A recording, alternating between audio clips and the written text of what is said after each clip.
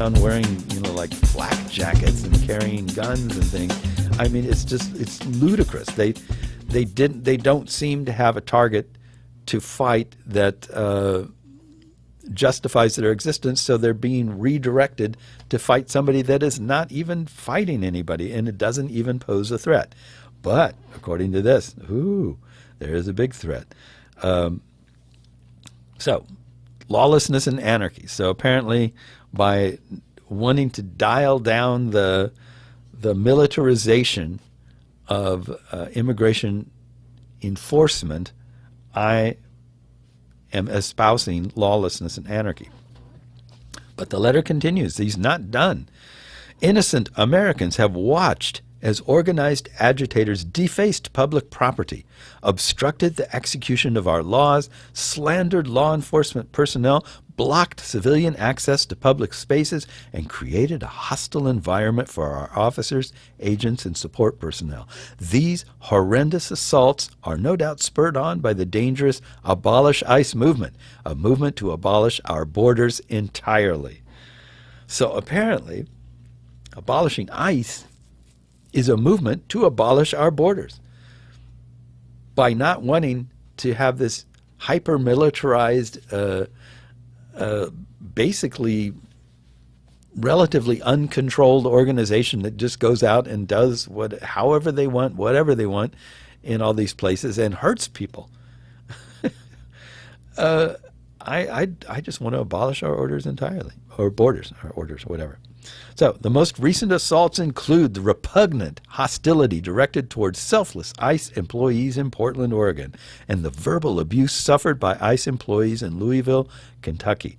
Yet while anarchist protesters hurl vicious insults at ICE officers in Portland and other disturbing episodes nationwide, those same ICE officers continue to dutifully remove some of the most dangerous and violent individuals from the communities they protect, putting their lives on the line in the process.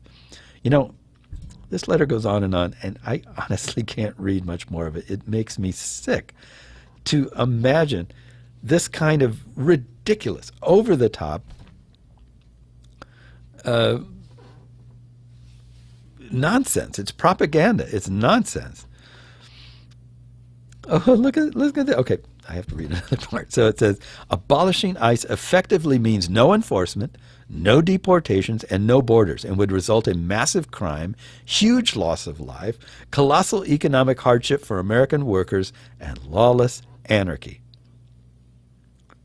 Now this is the kind of thing that I would expect, if I was trolling, or not trolling, but strolling. That's the word I was looking for.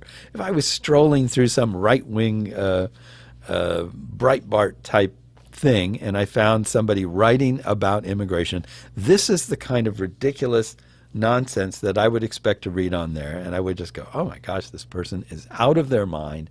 Isn't that ridiculous? We'd all have a kind of a chuckle over it and shake our heads and go, wow, it's really scary what kind of people are out there, and then move on. But no, this is the President of the United States speaking. Abolishing ICE effectively means no enforcement, no deportations, and no borders, and would result in massive crime, huge loss of life, colossal economic hardship for American workers, and lawless anarchy.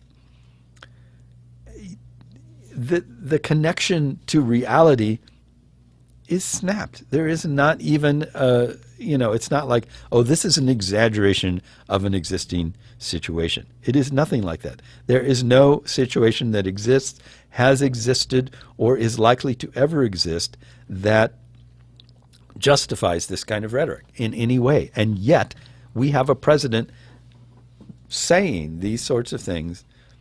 These are his words. They're not mine. I'm not just like, this is not fake news where I'm going, whoa, did you hear that aliens landed in the White House? And, this is nothing like that. This is Trump himself speaking. You don't have to know any more. I don't even have to do anything other than read this to you and then just sit back and let you go, what? That's coming from the president. And so if you don't think that there's something wrong here, there's something seriously wrong with the entire topic of let's slash immigration, let's let's enforce our borders, let's build a wall, all the kind of nonsense that you keep hearing. If you can hear this and not think that there's something seriously wrong with these people and with this topic, then your connection to reality is, I was going to say tenuous at best. You don't have one either. So let's talk for a moment about family separations. So that was the big deal not that long ago. Sadly, the news organizations have moved on, and they're like all looking at something else right now, and people are going, oh, well, they don't do that anymore, so everything's fine.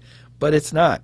But if you need an example of what happens when you're thinking about immigration in these ridiculously, absurdly, over-the-top ways, the family separation thing is a perfect example of what happens. This is the result of having that kind of ludicrous understanding of the world. So here's an article entitled Tracking Trump's Family Separation. 565 kids are still apart from their parents. 24 are toddlers.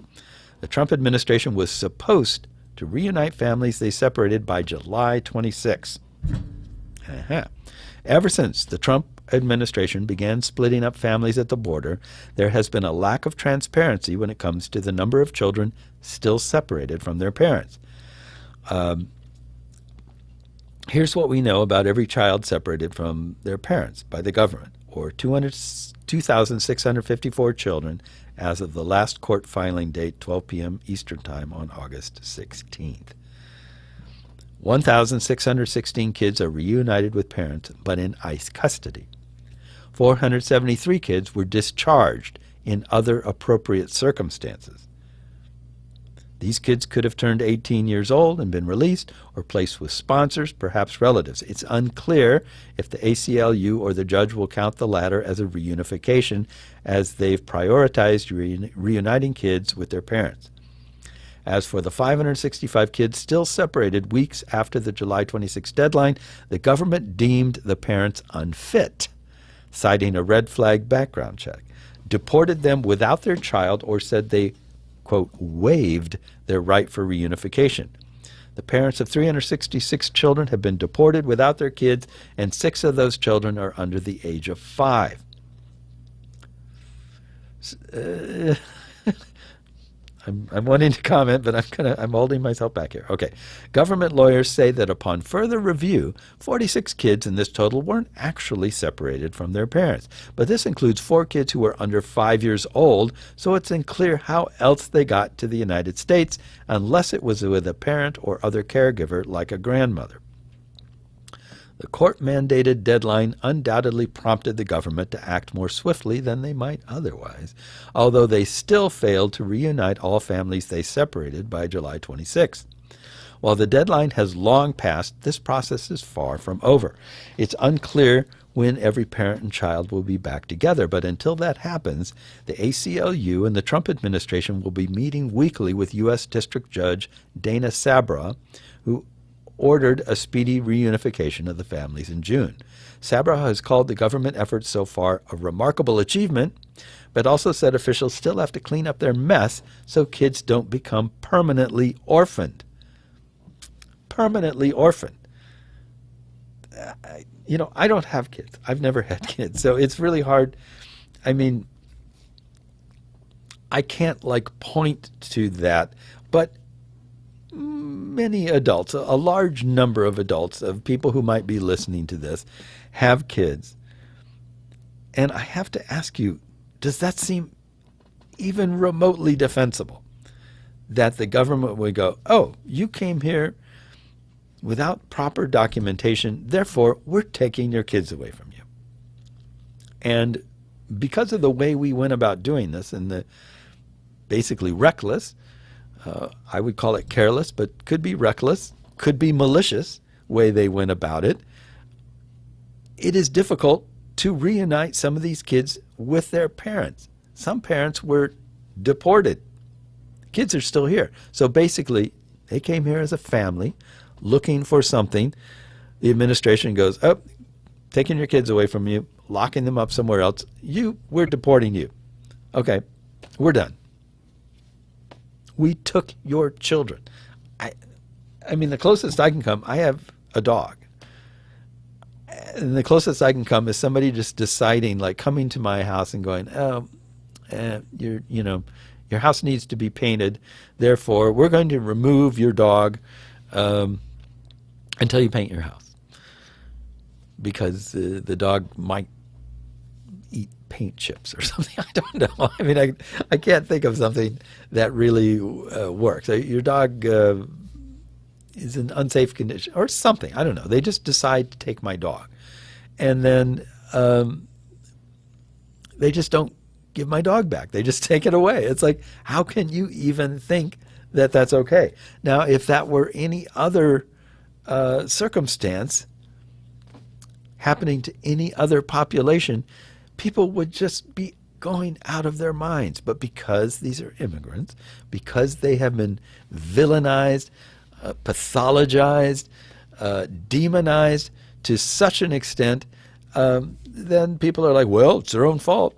They shouldn't have been coming here in the first place. What is it about illegal that you don't understand? Blah, blah, blah. That same nonsense. This is indefensible in any way, shape, or form. Absolutely indefensible. And it was from the very beginning, and it continues to be, and it's not resolved. It hasn't been fixed, and it's still a huge problem. Yeah, sorry, I'm getting all crazy here, but I'm just, the only way that you can excuse this stuff is that there are enough people who look at immigrants coming from the South, again, not from the North, but from the South, as somehow subhuman or not worthy of being treated like other human beings, I guess, being treated equally as everyone else. And as a reminder, immigration violations are not huge. It's like, I forget what the technical term is for it, but it is similar to like not having a driver's license or something. It is a very small crime as crimes go in terms of what the laws state. Now, certainly the policies are treating it very differently, but in terms of what the laws state, it is not a very big crime. So it would be similar to you're going on a family vacation and you didn't realize that your license had expired. You get stopped and they say, okay, well, we're taking your children and we're sending you over here and putting you in jail, and then, you may never get your kids back. Who knows? We may send you out of the country. I mean, it's just a ridiculous thing. So, to continue, family separation at the border is a direct result of the Trump administration's zero-tolerance policy of criminally prosecuting migrants arriving at illegal entry points at the southern border since May. Because children are legally prohibited from being detained indefinitely, they are separated from their parents and sent to shelters across the country. The policy has not been properly enforced, however, and has even affected families who crossed at legal entry points. According to official government figures, at least 7 families who arrived at official ports of entry have been separated. Additionally, the government has reported that at least one separated child and parent may have been U.S. citizens. Many of the shelters holding the separated kids, run by the Department of Health and Human Services, have terrible documented history of abuse towards migrant children. As a result of an investigation, an HHS contracted shelter that cares for children separated at the border, in addition to unaccompanied minors, currently employs a man with a history of sex crimes against minors. Oh, that's nice. On June 26th, a federal judge overseeing the ACLU lawsuit against the government ordered all 103 children under the age of 5 years old to be reunited with their parents by July 10th, an act which the government failed to do, reuniting only 4 of the roughly 100 children under 5 by the deadline. The judge also ruled that all children ages 5 and older, that's 2,551 children, need to be reunited with their parents by July 26th. The administration cited a host of reasons why it couldn't meet the first court deadline, including having deported at least 12 parents without their children, referencing one parent who has an outstanding warrant for a DUI, and noting that 2 adults aren't parents but grandparents.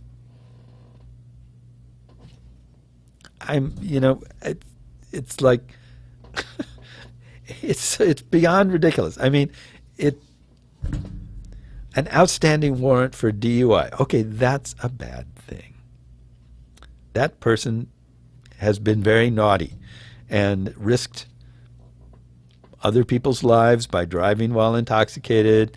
Very bad thing. But you don't take away someone's children from them for that and then deport them without their children. I mean, that's permanent separation, or it could be, and so far it is semi-permanent anyway. That's not a crime. That's not a punishment that fits any sort of a crime at all. Okay, so I mean, this goes on and on and on. I don't know if I need to go on with it, but I mean, that's where we're at with this. This should be a massive outcry from all across the nation. Instead, it was a slight disturbance, and then Trump signs an order saying, oh, okay, don't do this anymore, and then everybody forgets about it and walks away. And it still hasn't been resolved, and it's still going on. And I don't understand why people are like, oh, well, okay, we're going to worry about something else now. The last update was 45 toddlers are still separated. 45 toddlers. How is that even possible? I mean, how are these kids? The damage to these kids is permanent. I don't think anyone can pretend that these lives have not been altered completely and permanently by this action. I mean, this is beyond defensible. It is indefensible. It is beyond my imagination to think of what these kids are going through. Okay, the judge has repeatedly scolded HHS in court for its disorderly handling of reunification, a process that has forced the agency to divert about $200 million from other critical health programs. Officials hadn't thoroughly documented parentage of kids in federal agencies and began to DNA test every family member to determine a biological relationship. Some parents were even told to pay for DNA testing or other parts of the process like transportation. One parent was told to wire about $1,900 to Western Union to be reunited with their child. This is actually going on. I can't, this is happening right now to people, real people in this country, based on the actions of somebody who, like Trump, who I just read that letter. It's amazing. So when families, see, I'm getting all worked up here and I'm not speaking very well. When families are reunited, some have been released at night in unfamiliar locations with no help. One mom and her 6-month-old were left at a bus stop until midnight when they finally obtained a ticket with help from some advocates. Then families must reckon with the experience and trauma of separation. Some kids had trouble immediately recognizing their moms or dads when they were reunited. I mean, it's not the kids' fault. Ultimately, kids are left traumatized, citing anxiety, eating disorders, and recurring nightmares. The ACLU has asked the judge for the administration to create a mental health fund for these migrant kids. It's unclear whether the government will do this or whether it will face any consequences for its zero-tolerance policy, which has failed to deter families from migrating to the United States as it was originally intended to do. I don't think that was the intent. I think the intent was to punish, to make a big show of punishing. So, again, I have to ask you to consider, would you do this to people that you respected, that you felt were your peers, your equals? Or do you do it to somebody that you've dehumanized in your mind, as Trump clearly has done, and apparently other people do as well? And I have to say it's the latter. I have to say it's either some form of racism or some form of bigotry. There are no other reasons that I can think of that people can say, oh, it's okay to do this to these people. They're asking for it. They deserve it in some way. I don't even see how you can come up with that kind of thing.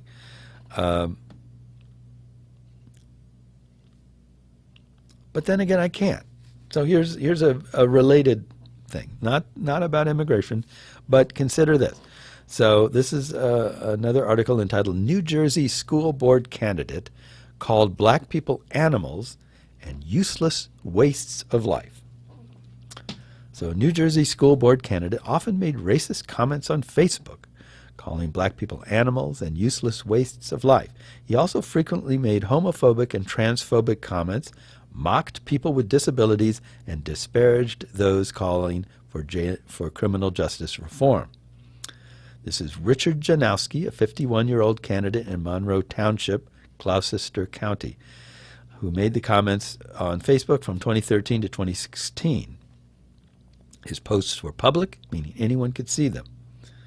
"Glad the legal system finally got it right," Janowski wrote in July 2013, a day after George Zimmerman was acquitted of all charges for killing Trayvon Martin, a black unarmed teenager. Janowski added that he hopes the NFL suspends all the players who tweeted about the verdict. "Call me a racist if you want, but I'm a realist. You are the racists and the problem with this country. If you don't like being profiled, start being productive members of society or get the hell out of this country." You remember what I was saying earlier about, yeah.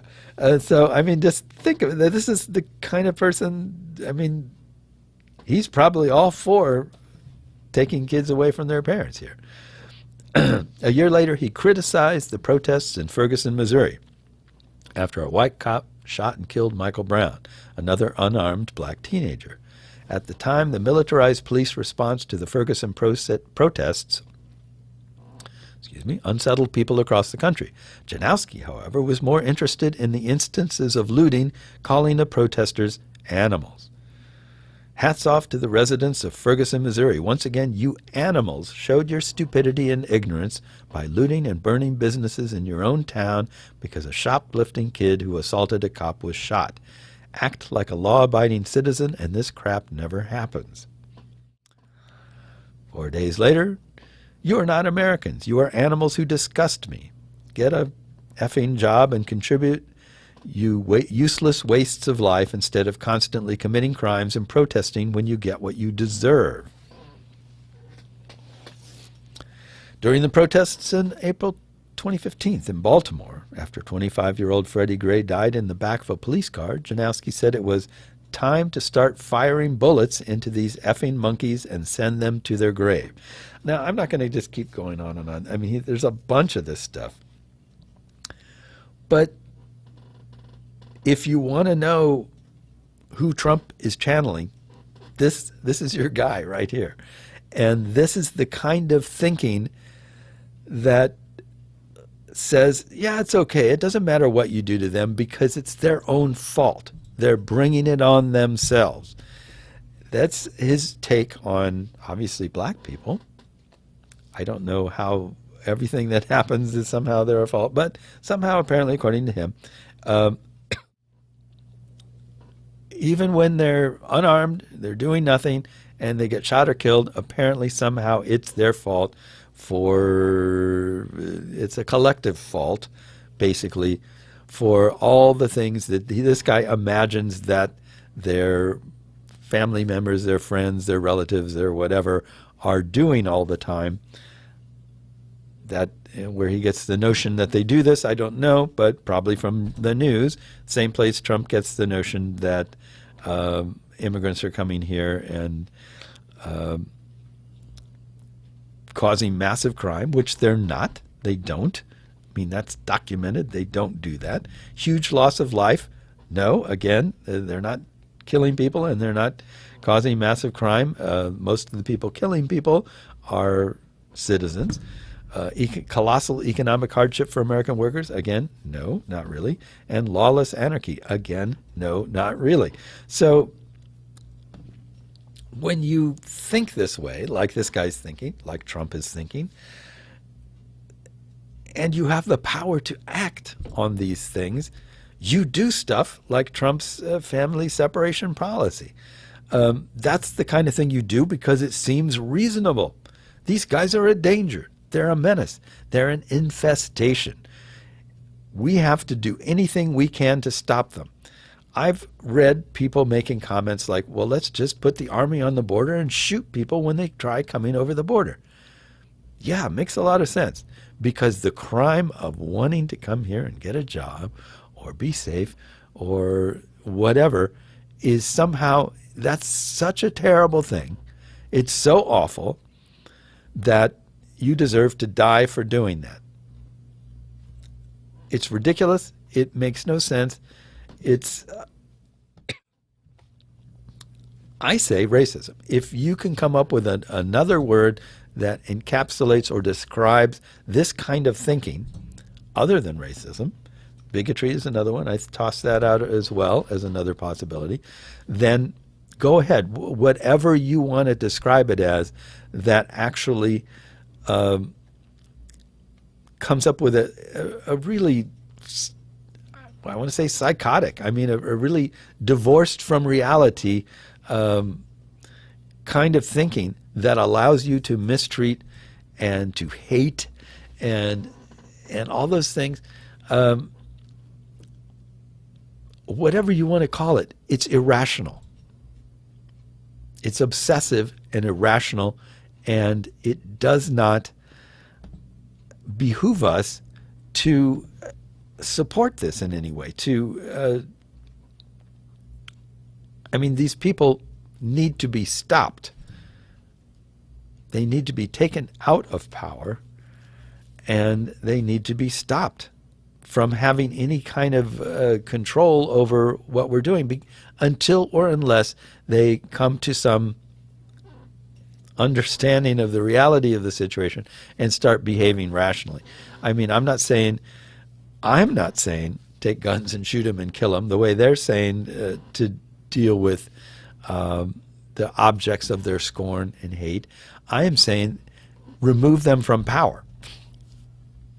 You know, if they want to stop and think for a few years and go, oh, okay, maybe I was wrong. All right, that's fine.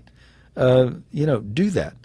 I'm not advocating putting you in jail or anything. I'm just saying you're out of your mind, and it's up to us, those of us who are not out of our minds, to do everything we can to take them out of power and to keep them away from any kind of power until or unless they come to their senses. And that's all the time I have. I'll see you next week or next 2 weeks or whatever. And check us out on UPTV and YouTube. Until then, bye-bye.